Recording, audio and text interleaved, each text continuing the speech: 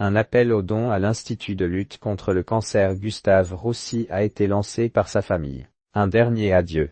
Les proches d'Émilie Dequesne et le monde du cinéma ont rendez-vous, mercredi 26 mars 2025, au cimetière du Père-Lachaise, à Paris, pour des obsèques que l'actrice, emportée par la maladie à 43 ans, a voulu sans fleurs, mais qui doivent permettre de soutenir la recherche contre le cancer. Révélée à 18 ans dans Rosetta, fauchée par un cancer rare au terme d'une lutte acharnée qu'elle avait rendue publique, la comédienne est morte le 16 mars 2025, laissant le souvenir d'une artiste attachante, pleine de talent et d'énergie. Pas de fleurs, mais des dons à la recherche. Une cérémonie religieuse, suivie d'une crémation, doit être célébrée à 15h30. Un registre de condoléances sera mis à disposition à l'extérieur. À la demande d'Émilie, merci de ne pas offrir de fleurs, écrivent sa famille, ses amis et son agente, Danielle Guin, dans un faire-part. Préférez nous aider à faire progresser la recherche sur le corticosurénalome en faisant un don à l'Institut Gustave Roussy,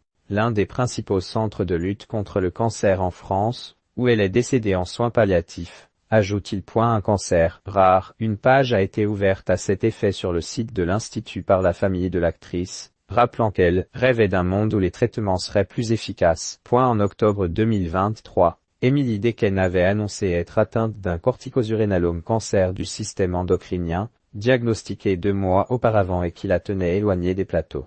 Elle est décédée après une rémission, puis une rechute. Aimée du public et du métier. Avec ses obsèques, le cinéma français et francophone pleure la mort prématurée d'une comédienne aimée du public et appréciée de grands cinéastes, des frères Dardenne, qui l'ont révélée, Atta Rahim et Vincent Macaigne, qui ont partagé l'affiche avec elle. Les hommages ont afflué après son décès, en France comme en Belgique, son pays natal. Une cérémonie d'hommage doit d'ailleurs également être organisée avec la ville belge de Chièvres, lors de la remise du livre de condoléances à la famille. Émilie Dequesne a connu la consécration dès son apparition à l'écran, en décrochant le prix d'interprétation à Cannes pour Rosetta 1999, de Luc et Jean-Pierre Dardenne. Elle a été fauchée, en plein vol, c'est l'archange foudroyé, a déclaré Luc Dardenne après sa mort. Une actrice tout en lancé ce rôle a été le prélude à une carrière bien plus vaste, avec une 50aine de films. La fille du RER d'André Téchiné en 2009, À perdre la raison de Joachim Lafosse en 2012,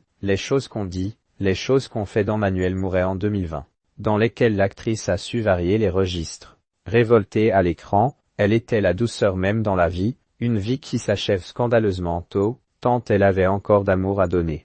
Nous la pleurons, a salué le délégué général du Festival de Cannes, Thierry Frémaux. Juliette Binoche l'a remercié d'avoir partagé ce qu'elle traversait avec tant d'ardeur et de générosité.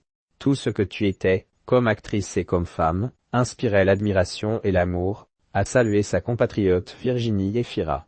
Leila Bekti a rendu hommage à une grande dame, grande actrice, une reine. Émilie Dequesne s'était mise en retrait du métier depuis l'annonce de son diagnostic de cancer. Mais en mai 2024, à la faveur d'une rémission, la comédienne était apparue sur le tapis rouge à Cannes au bras de son mari, l'acteur Michel Ferraxi. Souriante, les cheveux courts en raison de son traitement, elle venait célébrer les 25 ans de Rosetta et présenter son dernier film, Survivre,